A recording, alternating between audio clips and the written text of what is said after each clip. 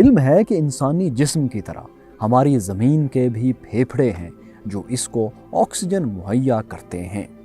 جی ہاں، زمین کی 20% آکسیجن پیدا کرنے والے دنیا کے سب سے بڑے جنگل ایمیزون کو زمین کے پھیپھڑے کہا جاتا ہے۔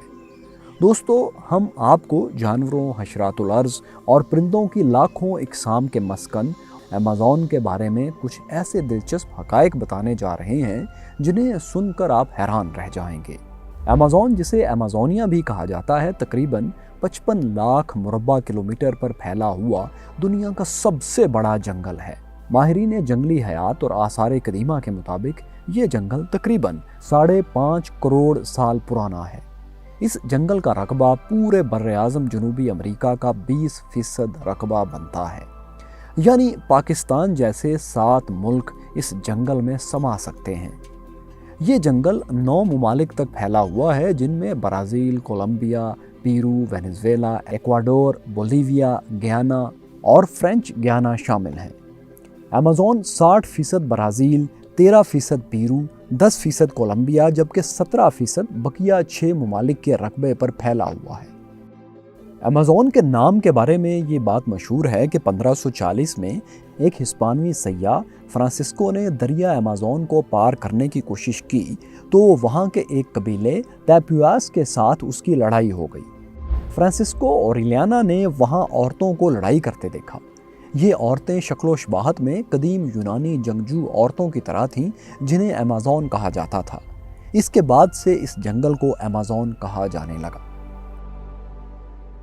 دوستو، دریائے ایمیزون حجم کے لحاظ سے دنیا کا سب سے بڑا دریا ہے، جس کی کل لمبائی تقریباً 6500 کلومیٹر ہے۔ دریائے ایمیزون کتنا بڑا ہے، اس بات کا اندازہ اس بات سے لگایا جا سکتا ہے کہ خشک موسم میں اس کے پاٹ کی چوڑائی 3 سے 9 کلومیٹر تک ہوتی ہے، جبکہ برسات کے موسم میں یہ پاٹ 48 کلومیٹر تک پھیل جاتا ہے۔ اس میں پانی کے بہاؤ کا اندازہ اس بات سے لگایا جا سکتا ہے کہ ایمیزون کے بعد حجم کے اعتبار سے دوسرے سے چھٹے نمبر پر آنے والے تمام دریاؤں کا پانی مل کر بھی اس کے حجم کے برابر نہیں ہے۔ یہ افریقی دریائے نیل کے بعد دنیا کا دوسرا طویل ترین دریا ہے۔ دریائے نیل ایمیزون سے تقریباً 300 کلومیٹر ہی زیادہ لمبا ہے۔ دریائے ایمیزون کا پانی بحر اوقیانوس یعنی اٹلانٹک اوشن میں گرتا ہے۔ دنیا بھر میں سمندر میں گرنے والے میٹھے پانی کے کل حجم کا 5واں حصہ دریائے ایمیزون سے گرتا ہے۔ دوستو، ایک ریسرچ کے مطابق دنیا کا 20% میٹھا پانی دریائے ایمیزون سے سمندر میں جاتا ہے اور اس کے سمندر میں گرنے کی رفتار 2,19,000 کیوبک پر سیکنڈ ہے۔ اس بات کا اندازہ آپ اس سے لگا سکتے ہیں کہ دریائے سندھ صرف 25,485 کیوبک پر سیکنڈ پانی سمندر میں گراتا ہے۔ دریائے ایمیزون کے معاون تقریباً 1100 نالے اور ندیاں اس جنگل میں بہتی ہیں، جن میں 17 نالے ایسے ہیں جن کی لمبائی 1500 کلومیٹر سے بھی زیادہ ہے۔ یہ ندی نالے جنگلی حیات اور نباتات کی ضروریات کو پورا کرتے ہیں اور انہی ندی نالوں کی بدولت اس جنگل میں سارا سال بارشیں ہوتی رہتی ہیں۔ دریائے ایمیزون کا ایک معاون نالہ ایسا بھی ہے جس کا پانی ابل رہا ہے۔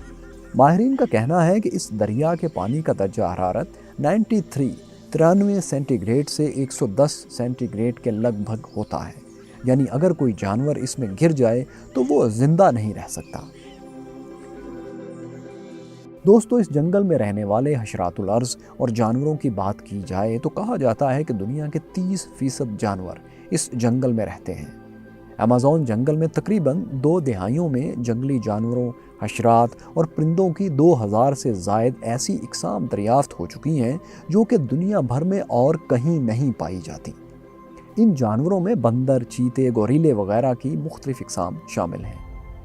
430 ممالیہ جانوروں کی نئی اقسام کے علاوہ ایمیزون میں تقریباً 1500 پرندوں کی بھی ایسی اقسام موجود ہیں جو باقی دنیا میں ناپید ہیں۔ ان میں عقاب، طوطے، چڑیاں، بلبل اور اسی قسم کے کئی پرندوں کی اقسام شامل ہیں۔ ان پرندوں میں سب سے مشہور مکاؤ طوطا ہے جو کئی خوبصورت رنگوں میں ہوتا ہے۔ رینگنے والے جانور یعنی ریپٹائلز کی بات کی جائے تو ان کی بھی سینکڑوں ایسی اقسام یہاں پائی جاتی ہیں جن کا وجود صرف اسی جنگل میں ہے۔ ان میں کئی قسم کے سانپ، بچھو، کیچوے اور مگرمچھ شامل ہیں۔ جانوروں اور پرندوں کی ان 2000 اقسام کے علاوہ ایمیزون کے جنگلوں میں حشرات الارض کی 25 لاکھ اقسام پائی جاتی ہیں۔ اگر صرف مکڑیوں کی بات کی جائے تو اس جنگل میں 3000 مکڑیوں کی اقسام موجود ہیں۔ کچھ مکڑیاں تو اتنی بڑی اور طاقتور ہوتی ہیں کہ پرندوں تک کو دبوچ لیتی ہیں۔ اس کے علاوہ ایمیزون میں مینڈکوں کی 120 ایسی زہریلی اقسام بھی پائی جاتی ہیں جن کا زہر 10-15 افراد کو موت کے گھاٹ اتار سکتا ہے۔ یہ مینڈک کئی رنگ میں پائے جاتے ہیں اور زیادہ تر بارشوں میں، برسات میں باہر نکلتے ہیں۔ دوستو، ایمیزون میں ایک ایسی چیونٹی بھی پائی جاتی ہے جو جب کاٹتی ہے تو لگتا ہے پستول یا بندوق کی گولی لگی ہو۔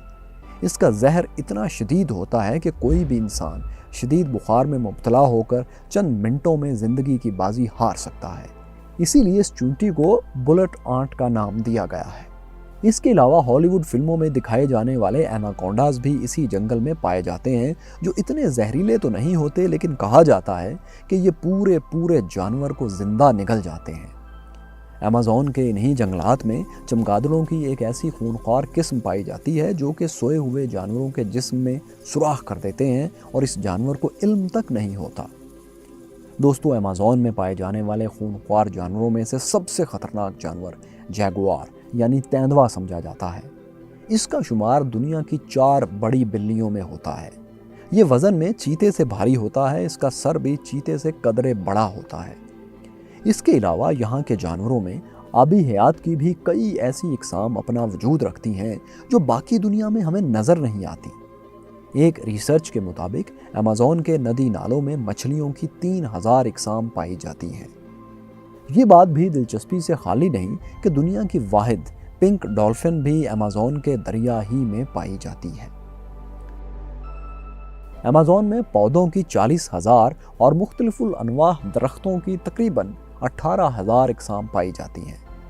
ایک اندازے کے مطابق ایمیزون میں انفرادی طور پر 390 بلین درخت موجود ہیں۔